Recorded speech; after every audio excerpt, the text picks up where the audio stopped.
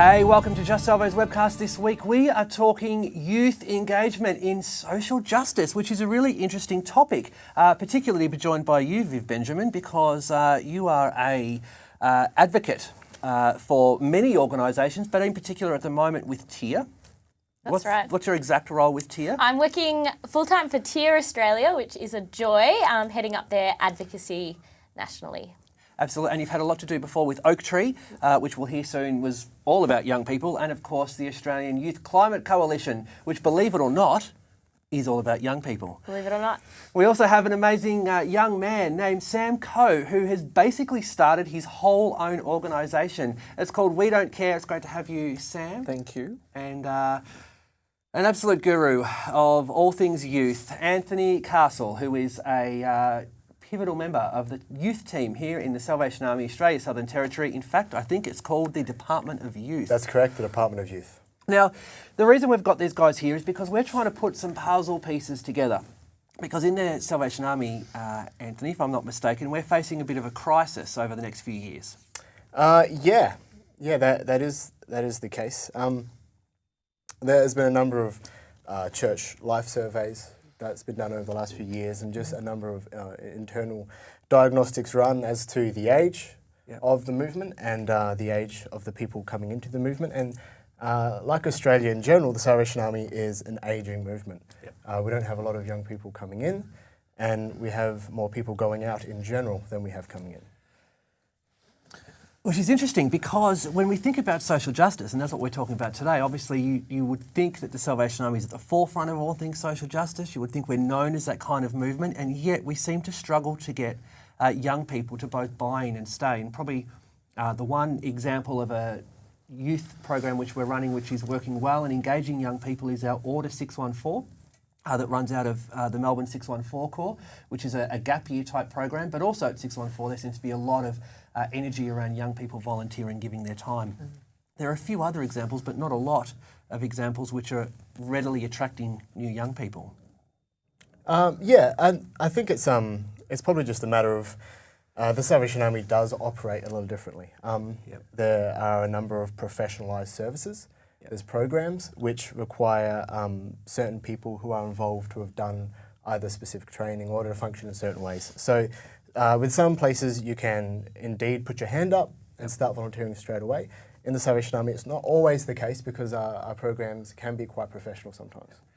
Now, this kind of fits in with what you were saying, Sam. You have started your whole life. No, you're 23. That's right. Which is crazy. What made you start your whole own organisation? Well, 2 years ago in 2009, September, I was just, it just came to me, the name We Don't Care. But prior to that, just really talking to young people about social justice and what it means to be doing that.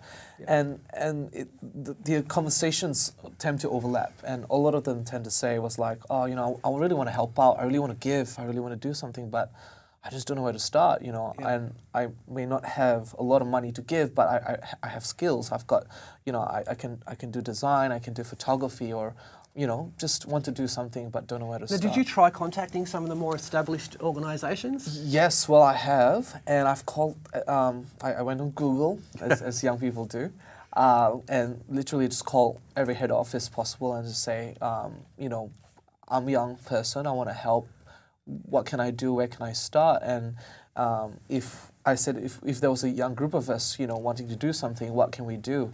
And she said, well, most of them, not a she, some were he, but so most of them said that, really, honestly, money is really good. Like, in terms of volunteers, they have volunteers, but they don't need a whole lot of it. So it just really got me thinking, so, well, it's just money that they need, which is great, and I think money is good, but it caused me to think There's got to be something more. It's got to be something more, and I think young people want that. So, Viv, the Australian Youth Climate Coalition.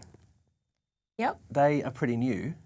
Yeah, well, started at the end of 2006, so a few years, yeah. Okay, we're going to have a very quick look right now at something that they've put together, and we'll be right back. Somewhere in Australia today, there is a young person. And she's just learnt about climate change. She feels overwhelmed. She's worried that the world she's seeing now is not the one she wants to inherit. She sees that the people who are supposed to protect her are leaving her generation to clean up the mess. But like many young people, She believes that the old way of doing things doesn't have to be the only way of doing things. And she has a simple idea. She starts a group in her school to support putting solar panels on the roof. And those with the power agree to their idea. And pretty soon, she's helping other young people form groups of their own. A local journalist sees what's happening and comes to write a story about it. Which is read by a politician. Who agrees to meet the group? And learns that there are thousands of young people Who are beginning to change the way that their communities think. And build a movement to transform the country. And pretty soon, politicians realise that in the competition between the past and the future, it's a better idea to back the future so they pass a law to cut pollution. and support renewable energy. the rest of the world sees what Australia's done. And world leaders agree. They actually finally agree. They reduce pollution enough to avoid the worst climate impacts. To support the countries who stand to lose everything. To protect the future of our generation. the generation who demanded they be brave. The generation who showed them it was possible. and that's how it happens. That's how we fix it. This massive climate change problem. It starts with one young person. It starts with you. And it changes the course of history.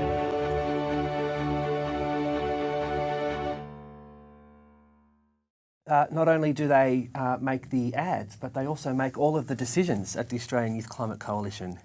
Yeah, well, everybody from CEO down to newest volunteer are all young people, and they don't need any sort of qualifications or experience or, you know, big fancy things to get involved. They just need their passion. And so, yeah, there's about 50,000 members online, and for young people, I think it's a really significant way to give their time is actually online because we spend so much of our time there. So, yeah, actually campaigning and being advocates using online forums and organising is a really significant growing area for young people to volunteer.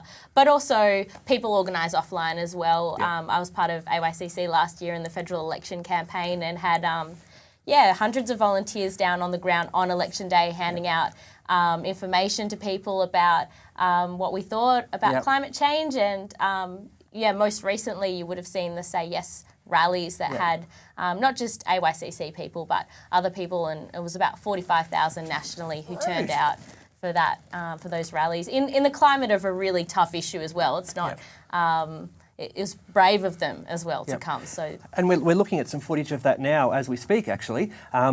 What I find interesting, though, is that really beats a myth, Viv, because often we hear, and you could probably talk to this too, Sam, that Gen Y, they're not really interested in getting involved. They're a bit lazy. Maybe, they'll click like on Facebook, but they're not going to turn up and do anything.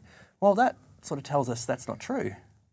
yeah, I mean, these organisations that have been burgeoning over the last few years that I've been glad to be involved in, like Oak Tree and AYCC, they're certainly not lazy, you know, they're running absolutely everything, massive organisations and massive movements and organising huge events and really for absolutely no return in terms of financial gain. So why? Why are they doing it? Because they believe that we can create a better world and they want to be the generation to do that. And it's really people, we want to be part of something significant, and when they see an opportunity, when we see an opportunity to do that, you know, how can you say no, really? Yeah. Does what you've heard from Sam resonate at all with you in your experience of maybe an Oak Tree or AYCC or TIA?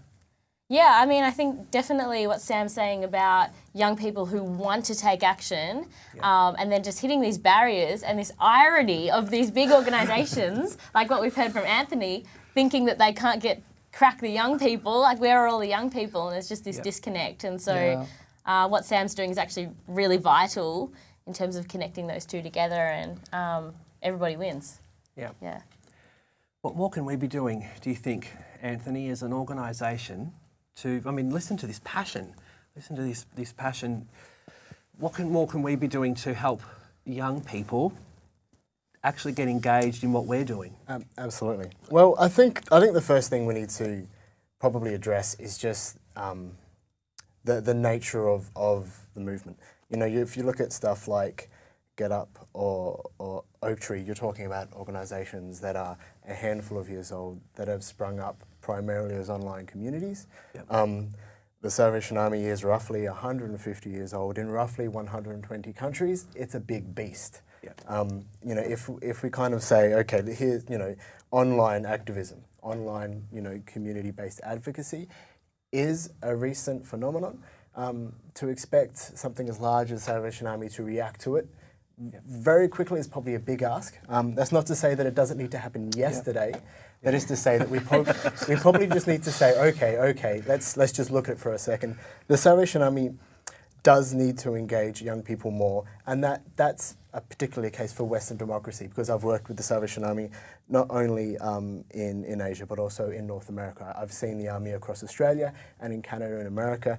The Army does need to connect with young people more, and I think it's probably just going to take a little bit of time for some of that thinking to sink in. And I think, and probably, young people kind of speaking out that narrative of, Gen Y is not lazy, Gen Y is not selfish, Gen Y is optimistic. Gen Y is idealistic, Gen Y is hardworking. Yeah. The young people of the 21st century are looking to change the world within their lifetime. Unlike maybe Gen X, which is noted for its pessimism, Gen Y is noted for its optimism. So I think it's just going to be a matter of communication. The Salvation Army as a movement is going to have to change some of the time-old structures. At the same time, I think Gen Y need to raise their voice a little. And I say this as an individual who is Gen Y and who's had involvement in the Salvation Army over my 20s, that it is a process of continually saying, what, this is urgent. This matters now, we believe this. And even initiating change outside of the structures is necessary, because everyone's, you might look at the Salvation Army as being a dinosaur of a movement. And even then, one of the world's largest service provision movements would, of course, be the Roman Catholic Church, which is just a wee bit older. So we have to look at it probably a bit more structured. Yeah, exactly. We have to look at the big scope of things. But of course, everything starts out grassroots and always starts out with young people, as the Salvation Army did 150 years ago. Yep. So. Speaking of young people, we're going to have a quick look at something now which the guys at Oak Tree have put together and have a bit of a talk about that.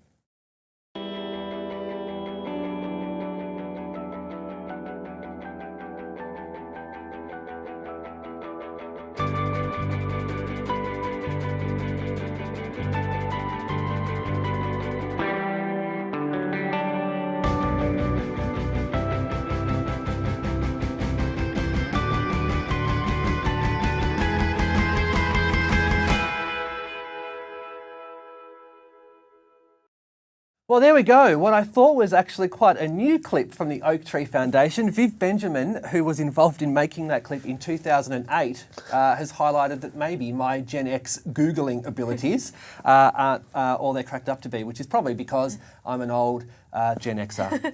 I was thinking, though, actually, like the whole Gen X, Gen Y thing, I don't know if it's that useful. I don't know if young people see themselves. No. I was having this conversation actually a couple of weeks ago where I was saying to a friend, what generation are we? I'm 22, you're, whatever. And I don't know if people actually, fit those whole boxes and things. And the funny thing also was that actually last week I was hanging out with my friend Simon, and he is involved in Get Up. Yep. And he was he's 25, he's really young, and he runs Get Up. And because it's online, people think it's all young people. But actually their biggest demographic are retired folk who use online. Oh, wow.